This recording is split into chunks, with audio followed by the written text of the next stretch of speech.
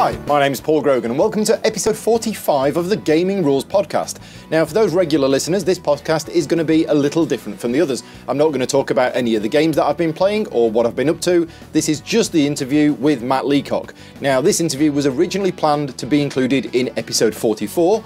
However, technical difficulties and the length of this interview meant that I've actually pushed this back to episode 45. So normally these podcasts get released every 2 weeks, but this one is a special one, which is going to be released just 1 week after episode 44. Now, a lot of people probably tuning into this might not have heard any of my other podcasts and just want to listen to the interview with Matt. But if you're interested, then please go back to the previous podcast, especially podcast 44, because not only am I speaking to Matt Evans from Creaking Shelves, but I've got a competition in it where you can win a copy of A Handful of Stars. Now, that competition is still running at the time of this recording. We'll be drawing the winner in podcast 46, which should be going out next week.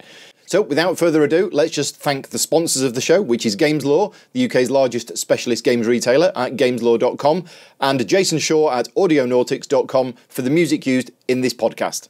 On with the interview. Special guest. Right, I'm very pleased to welcome to the show Matt Leacock, who, for those of you who don't know, he's the designer of some not very well-known cooperative game called Pandemic. So welcome to the show, Matt. Hey, thanks for having me. Good to have you on. Now, one thing I try to aim for in these podcasts, rather than just, talking about the game side of things, is to actually give the listeners a bit of a chance to get to know a little bit about you as a person. So before we start talking about the games, just tell us a little bit about Matt Leacock.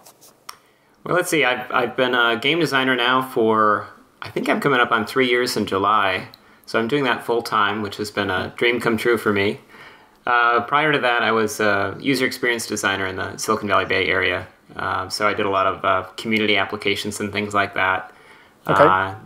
And prior to that, I was a graphic designer. I went to school for visual communication. And all right. Yeah, I've always loved games. I've dabbled in game design since I was a kid, but never really dreamed I'd be able to do it for a living. My whole goal was to try to get a single game published. So yeah, well, that's happened.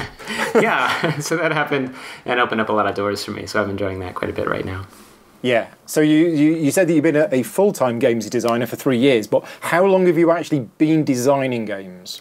I guess it kind of depends on how you qualify that. So I played a lot of games as a kid. Often I would play games that I was disappointed with because I didn't think they were good enough, and so I would flip the board game over and use the same pieces and try to come up with something better. And I was doing that since I was a little kid. Then I tried to get games published, I think, when I was in high school. Total novice. I had no idea what I was doing. Mm-hmm. And then as I studied graphic design, my prototypes got more and more polished visually, but they were still crappy. So I did a lot of really bad games, and then eventually honed my craft, and they started to get a little bit better. Okay. It's interesting that I didn't know that you'd done some graphic design early on, because that obviously, even if you're not doing the graphic design now for your games, you probably have an input on them? I do. So I bring them up to kind of a crude wireframe level. It's very similar to the way I did design as a user experience designer. I partner with visual designers who are a lot better than me, but I can kind of block things out, and it's I can use the same workflow and process that I did at work, now designing games. So that was a real nice, smooth transition for me.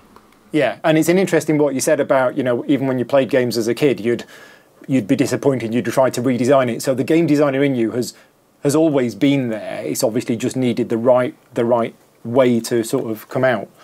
Yeah, I think that's right. Looking back, a lot of the skills that I gathered growing up and in industry have been directly applicable. So it's been kind of a fun little journey.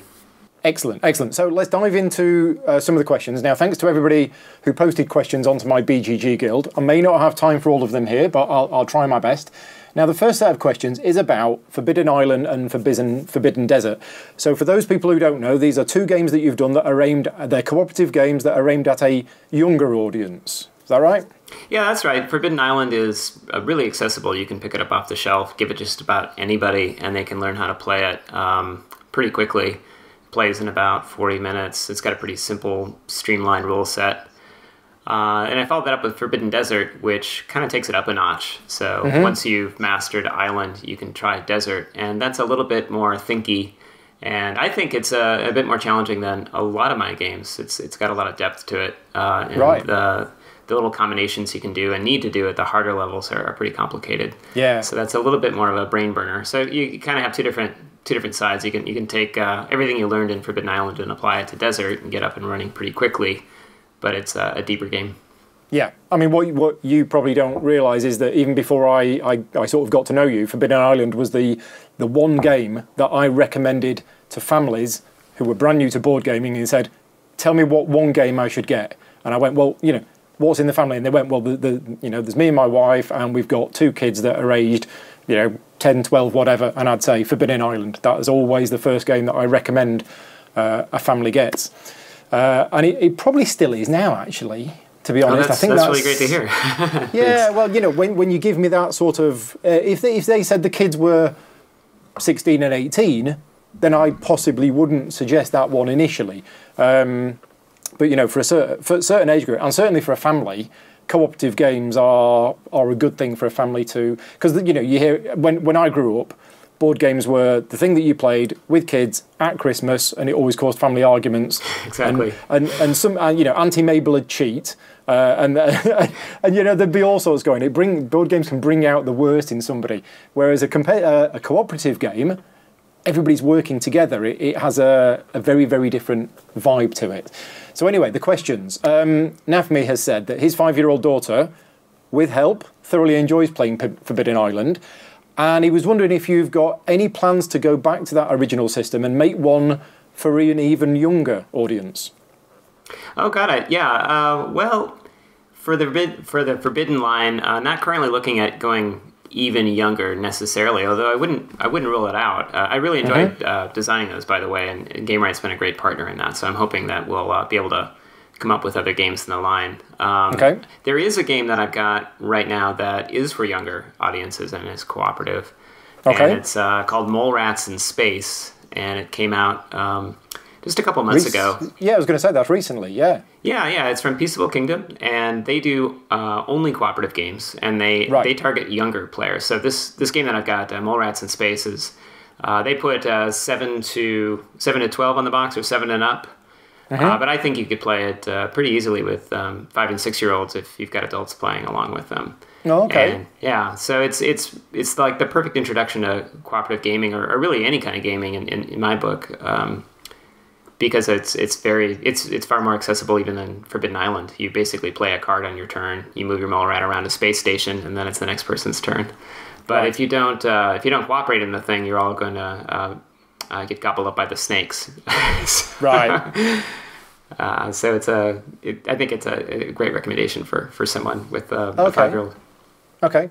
Now you mentioned possibly other plans to do another Forbidden game, because that was another one of the questions. Yeah, we've just seen a lot of interest from people who liked Island and Desert, and I enjoy designing them. So I've got nothing to announce right now, but that's definitely something that I'm interested in pursuing. And I think GameRight's shown some interest, so we'll watch this space and see what develops. Yeah. Okay. Now moving on to this little-known cooperative game that I mentioned in the intro called Pandemic. Nafmi also wants to know if you think there'll ever be a card-only version of Pandemic that you could toss in your bag and take with you on vacation. Possibly. I mean, I've played with the idea. Z-Man's been a great partner when it comes to the Pandemic line. They're always interested in different twists and turns, and different angles we can approach the game with, because fans seem to be enjoying it, and I enjoy designing them. I've played a little bit around with the card game format for it without a whole lot of success. Right. I was basically trying to make it as simple as possible, and there's a certain depth that you kind of expect from the game that I just wasn't able to capture in card game format. But that's not to say that there couldn't be a more deeper version of it. So I don't know. I'm going to continue to tinker in that space, and we'll see what happens. Right. So you're unofficially working on it, fiddling around with some ideas. Oh, but I've got a very big whiteboard full of all sorts of different concepts, and sometimes they come off and go into the front burner, and sometimes they just sit in the back burner. So I wouldn't rule it out. I think it'd be a lot of fun, but it's not something that I'm actively working on right now.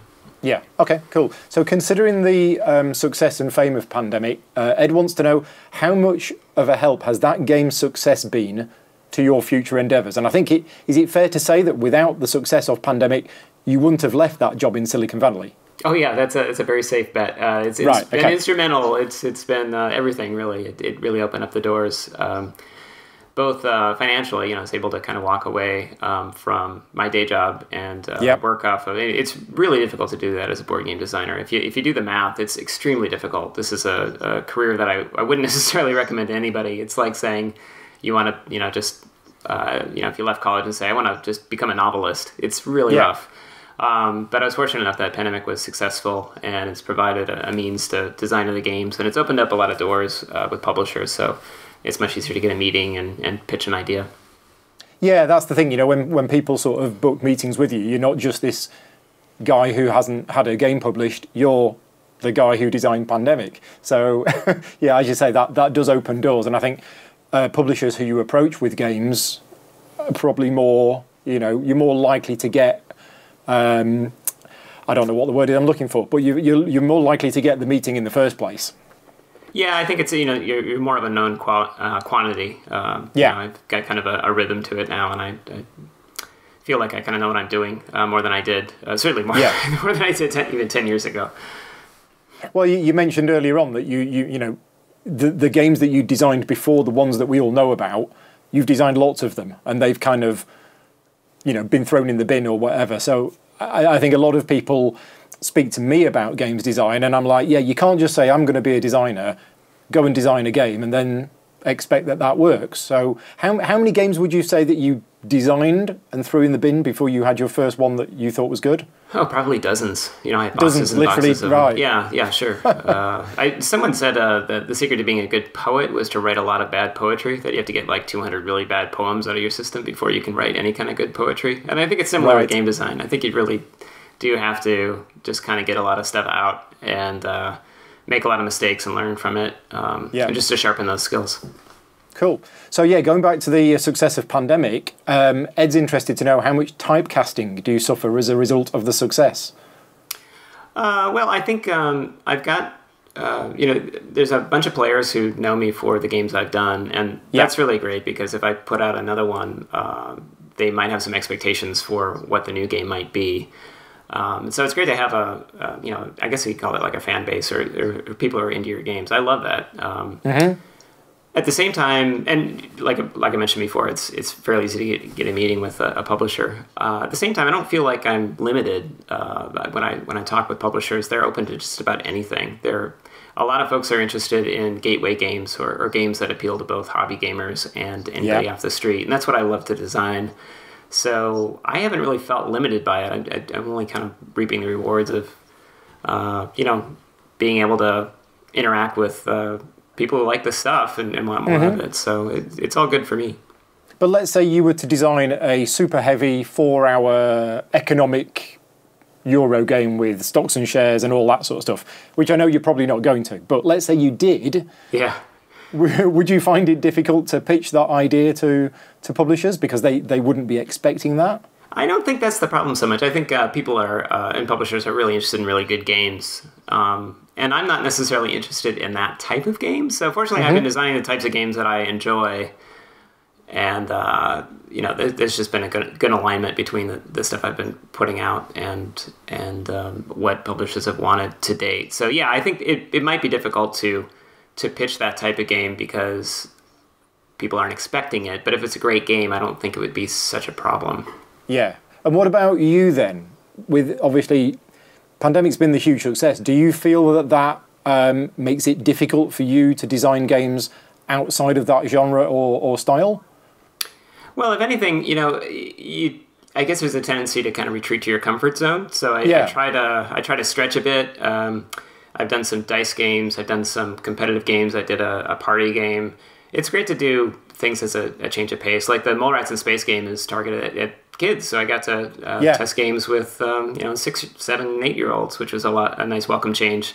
Yeah. So I like to stretch and try new things. Lately, I've been doing a lot of work on making some bits for a dexterity game, and right. I've been able to use laser cutter quite a bit more than I've ever done cool. before, and that's really fun.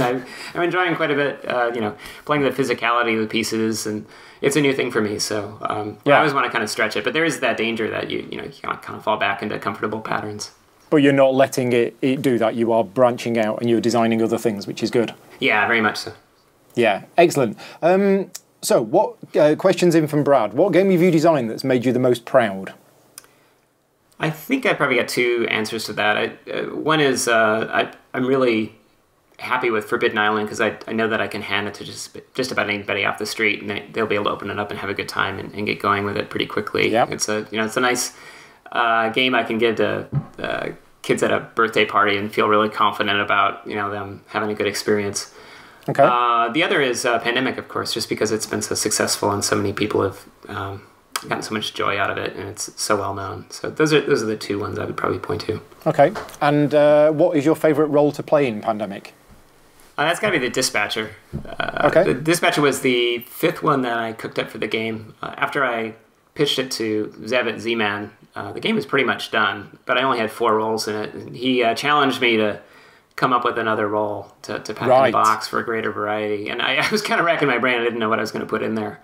But after some experimentation, we came up with the Dispatcher, and I've really enjoyed playing that one because I think it opens up a lot of opportunities for creative play. Yeah, that's the one I played in our... Oh, is that right? In our Pandemic Legacy. That's the one that I started off playing. Got it. So, it was very cool. It's funny for me to look back at that because I was just racking my brain over a 5th role, and now there's something like 14 or 20 roles across all the different expansions. Have they all come up? Are they all designed by you? No, I work really heavily with Tom Lehman, especially in the expansions. Yeah, he's been a really great development partner. Excellent. And a great source of ideas. Okay, so speaking about other games, Brad wants to know who's your favourite designer or designers? Well, I think the most influential one was, the most influential game for me was playing Civilization, Avalon Hill Civilization as a kid. And so to that end, I think I would have to credit Francis Tresham.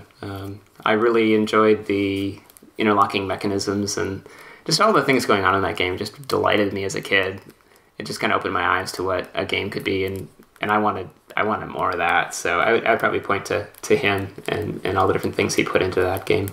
Yeah, I mean, he's been around a long time. I grew up playing Civilization and Advanced Civilization, and I look back and I was playing that in the 80s, and the combat system in that game is probably why I am a Eurogamer now and not somebody who likes rolling dice for combat. Although, to be fair, I did play an equal amount of Axis and Allies, but I was always bothered by the randomness in the Axis and Allies, whereas Civilization, it was just one-for-one combat system. So yeah, I think that game has been very influential for me as well in the type of games that I now enjoy.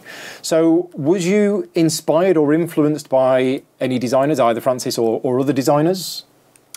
Well, I guess I point to two different kind of ends of, I don't know if they're on a spectrum, but Vlada Chvátil from CGE.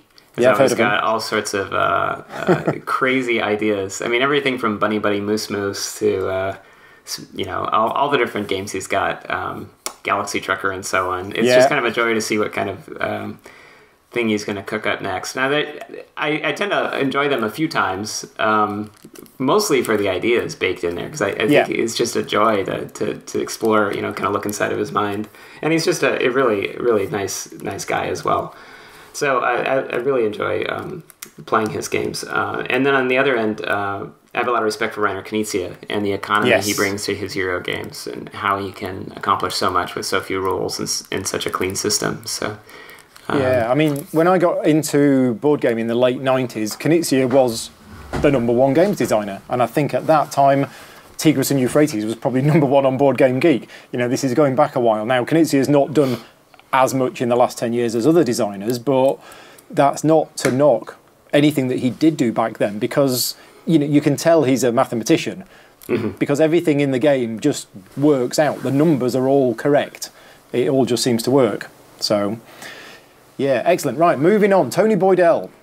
He wants to, now this is a bit of a running joke.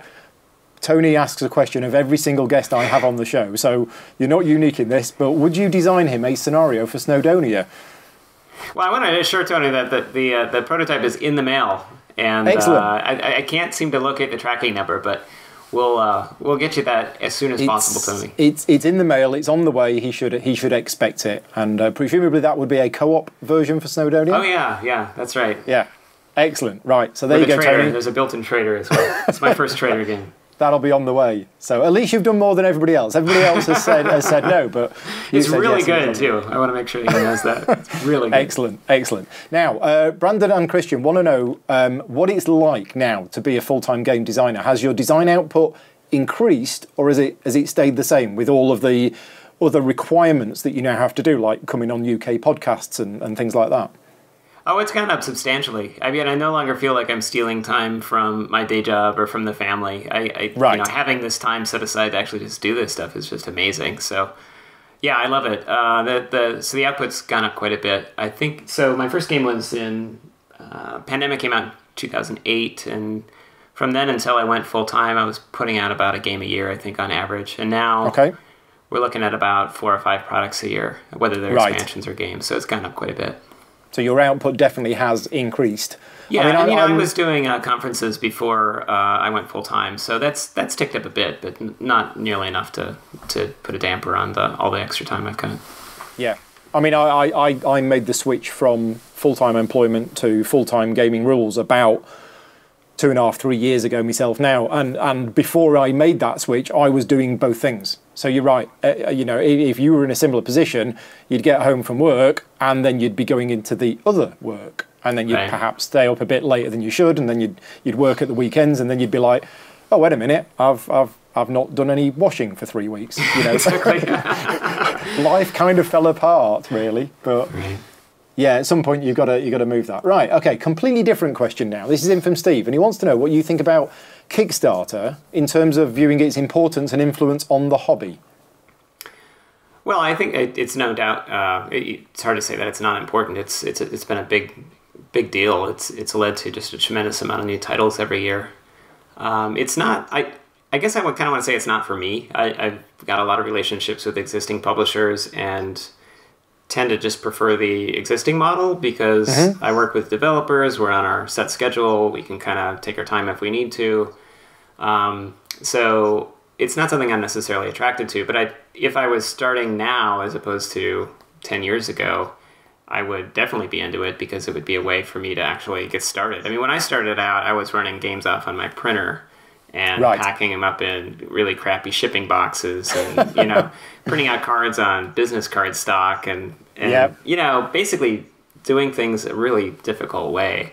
I brought my first game to Spiel in 2000 and sold it, basically out of my hotel room. And we had a booth, but I was assembling the stuff by hand. And, we were operating on scales of 200 units tops. So I see the appeal of Kickstarter and the ability to do a more professional job and kind of build an audience.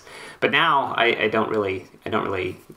not attracted to it. Although there are some aspects of it that are kind of interesting. When we did Thunderbirds, with a partner with Modifius, and they did a fantastic job on the Kickstarter, and it was fun to open up the rules document during the campaign and get live, feedback from people, from fans, and from people who are interested in the product on the rules as they were being written.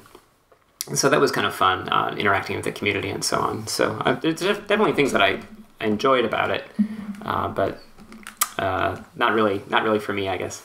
Yeah.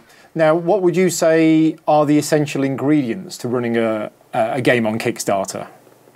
I think you really need to. I think the expectations now with the community seem to be that it's more of a pre-order system, that the game is fairly baked and that you're going to hit your date, and that you develop some buzz prior to the launch, so that when you do launch, it creates a splash and it creates some momentum and so on. But I'm not an expert in this area. I've just been kind of watching from outside in and seeing what some of the more successful Kickstarters have done.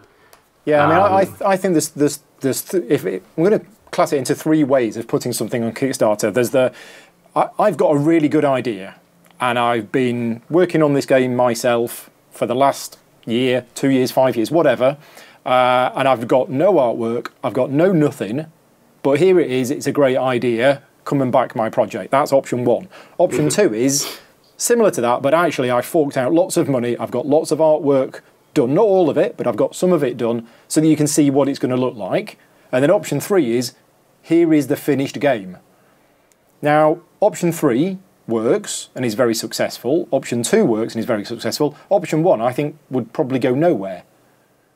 Yeah, I think it just runs counter to so many people's expectations. And the sad thing is, I think that was sort of like the promise of Kickstarter, was that you could pitch your idea and gather a lot of investors, as it were, and to run with it. But I think people have learned that there's so much risk in that realm that it's not worth their time or money.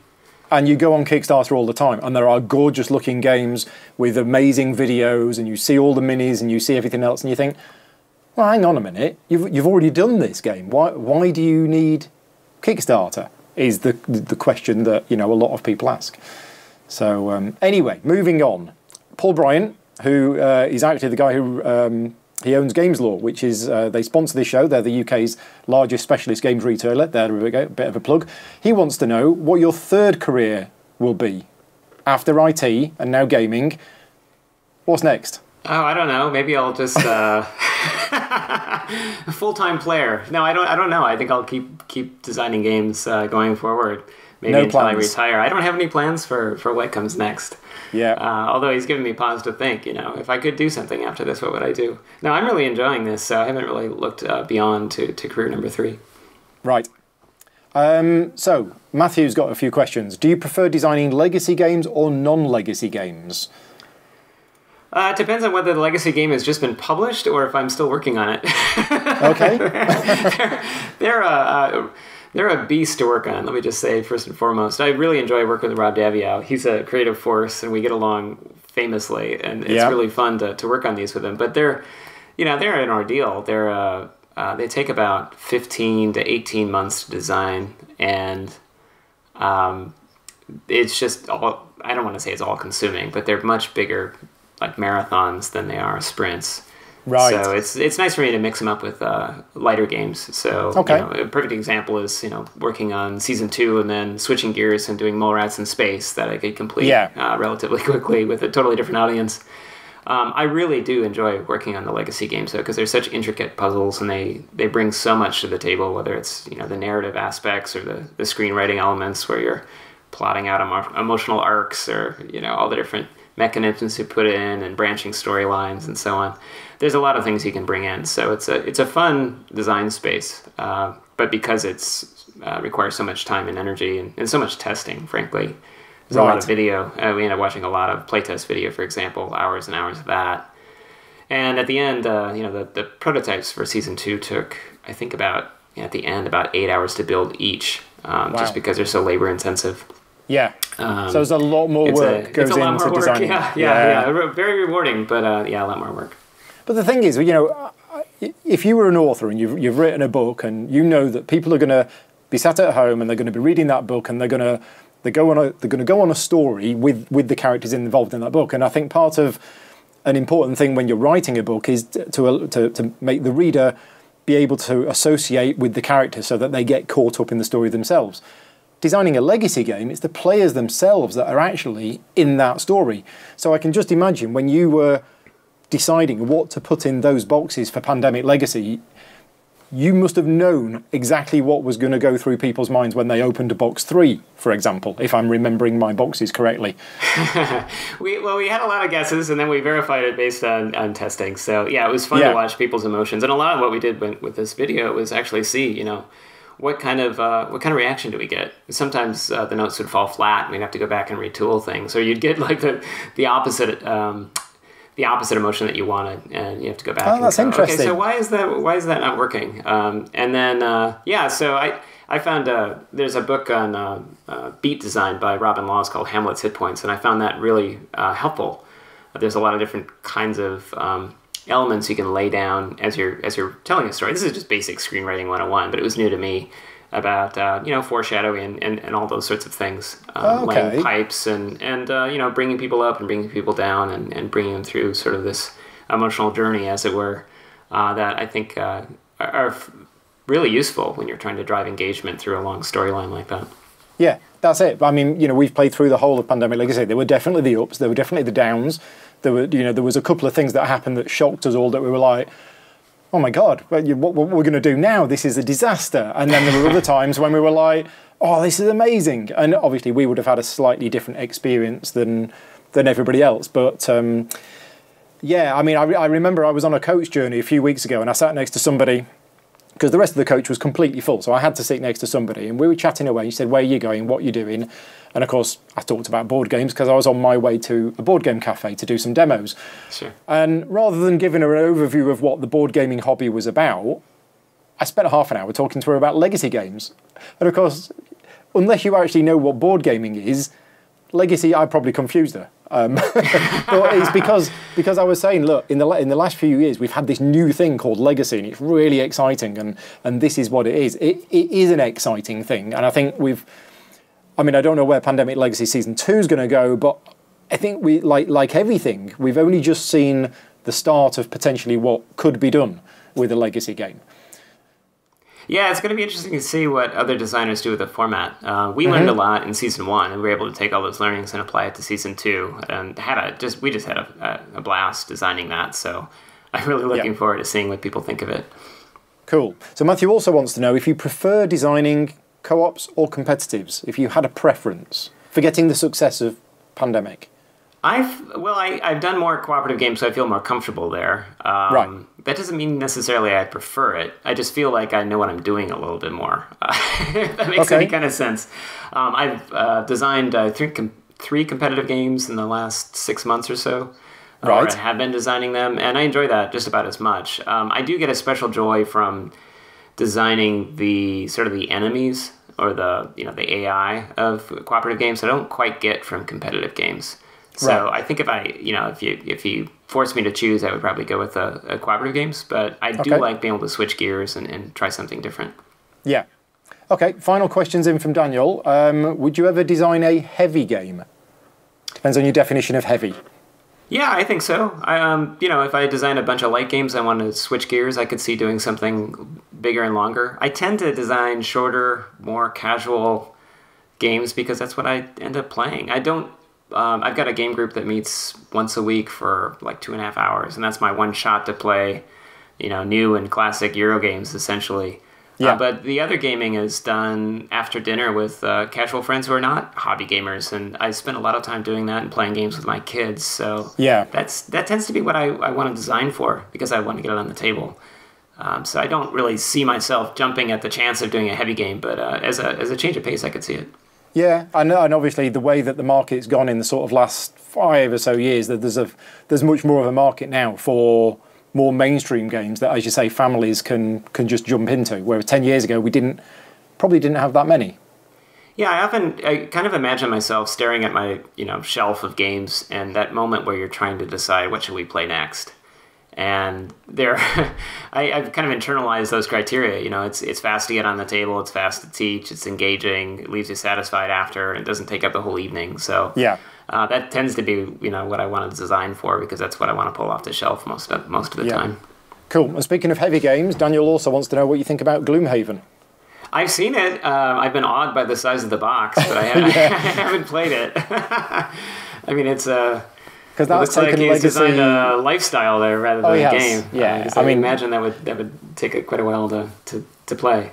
Yeah, I'm a big fan of Isaac's, and I talk about Gloomhaven in every episode because it's one of my games, which is my second favourite game of all time, and I feel confident saying that now without any of the cult of the new stuff because I've been playing it for 6 months now, well longer actually, and I just think it's fantastic. But that's certainly taken Legacy to another level, a slightly different level. There's a lot less boxes to open along the way. Mm-hmm. He could have done that. There's 47 different monster types in the game, and he could have put every single monster type into its own individual box that you only open when you get to it. But that would have increased the cost of production massively. You can only take in so much information at any given time anyway. So so what I did when I bought the game is I punched everything out, I sorted everything out, and then I put all the 47 different monster types into individual envelopes. So the first time we meet them as a group, somebody gets to open that envelope and see it for the first time. So I've recreated that sort of Legacy experience with opening boxes for them. But yeah, it's sort of some people argue that it isn't a legacy game. Isaac has said that it is a legacy game, but it's certainly, you can reset it. It's more of a campaign system. You don't actually physically destroy any components in the game. You remove them from the game. So if you have a certain encounter, if that encounter is something that you would only have once, you remove that card from the game. But if you ever wanted to reset the whole campaign in a few years' time, you just get those cards back and shuffle them back in again. Yeah, so, I'm not sure if anybody's really defined what makes a legacy game. I mean, my best take would be that it's got elements that carry state from one session to the next. So by that definition, it would fit, I think. Yeah, see, I was having this discussion with somebody on Facebook this week or last week. So I define legacy as a permanent change to the game, physical permanent change. So putting a sticker on something, ripping something up, or everything else. Anything else is a campaign system. And we've had campaign systems for a long, long time. We've had many campaign systems, whereas legacy, for me, is physically altering a component of the game that you can then never go back to without sellotape. Got it. So you want that element of raising the stakes because there's no going back is a component. Yes. I see. Now, when we did Pandemic Legacy, we made a mistake at one point, and one of the things that we ripped up, once we read on, we went, oh, hang on a minute, we did that wrong. Now, thankfully, I was one of the players that didn't really want to rip anything up. So what we had is we had an envelope that said ripped up cards on it, and we put the cards into that envelope. So for us, we just undid that and got it back. Now, moving on, I have to tell you this. I regret that decision. I regret being one of those people who said, I don't want to rip anything up. But the idea of ripping up a game component, for me, didn't make me feel comfortable, so I refused to do it. Looking back, I wish I had. Because I've now got an envelope saying ripped up cards, which is completely useless, and it's taken up space in my games room. And at the time, I think I would have got more of an experience out of the game if I had have ripped it up. So when we do Pandemic Legacy Season 2, I'm going to switch my vote and I'm going to say, no, we should rip things up. Because it's more... Get more of a visceral thrill from it? Exactly. And people were saying that beforehand, and I was like, yeah, no, I don't know what you're on about. I don't believe you. And now, having experienced it, I would do that again. So, yes, so I'm very sorry. I didn't rip up things as I was instructed to. Well, you can try in Season 2 and report back and tell me what your experience is like. I'm pretty sure I'll love it. And as I say, if we end up making a mistake like we did last time, we'll just get it out of the bin and sellotape it together. So, speaking of Season 2, what are you allowed to tell us about it? Right, yeah, so I can tell you just a few things. It's due in Q3, 2017, so real soon now, I guess. Yeah. I can tell you that it's a standalone game, so you don't actually have to have... if you've played Season 1, you'll get something out of it, just like if you watched Season 1 of a show and then watched Season 2. But you don't need to. It's a standalone game. There's nothing required prior to play. And I can tell you that Rob and I had a really, really great time designing it. So, I'm just looking forward to seeing what people think. And new stuff in it? Yeah. So, I mean, it's going to be a very different experience when you see if you have seen, we haven't released it yet, but there's been a few photos floating around on the internet. I have seen one, yeah. The board will probably surprise you. It's different. It's going to feel like it's got similar rhythms, and the learning curve is going to be fairly manageable, I think, for most people when you pull it out of the box. But it's gonna have a different. The look of the board will surprise you, I think. Yes. So. When you played January of Pandemic Legacy, it was normal Pandemic rules, and then, of course, the game evolved and changed. Is this the same? Is January of Season 2 normal Pandemic rules, or is there any changes? No, there are some changes. So expect some changes. From the start. Again, it shouldn't throw you for a loop or anything like that. You'll recognize Pandemic in there. It's not like we come up with some totally different game. But we have twisted it, so it's not like you're going to be playing the same game over and over again. So there'll be some differences that I think will intrigue people. Yeah, excellent. And what else are you working on at the moment then? I'm not sure there's much I can talk about. I'm working on 4 or 5 different games and keeping busy. It's just a really nice load for me right now. And but none of them have been announced officially. Yeah, let me think. Oh, there's one game, so it's not announced, but I can let you draw your own conclusions. So we're doing the Pandemic Survival Championship, World Championship each year. Yeah. And the location for that championship changes. So the first year was in Essen at Spiel. The second year was in Cordoba. No, it wasn't in Cordoba. It was in Barcelona, in Spain. Yeah. And we released Pandemic Iberia coincident with that. So we had a game set in Spain for our World Championship in Spain. Right. This year it'll be in the Netherlands. So we plan to release a game that ties in with that championship. So I'll let you, connect the dots as you will there. Yes. So, excellent. Right, well, thank you very much for giving up your time and coming on the show. Convention season is starting soon. Which ones are you planning to go to? Yeah, I'll be at Gen Con. I'll be at Spiel. I think I'll drop into... I may drop into KublaCon, which is a local con for a day. And I'll be at Board Game Geek. And then I'll be in the Netherlands in December. Right, okay, so the pandemic thing is in December. That's right. Yeah, how many people attend that? I don't know yet. I need to know more. Yeah, I need to learn more about the event, the venue, and I think it's early December, so more to come on that. Yeah, excellent. Right, well, thank you very much again for being on the show, and I'll talk to you soon. All right, thanks so much. Cheers, Matt. Cheers.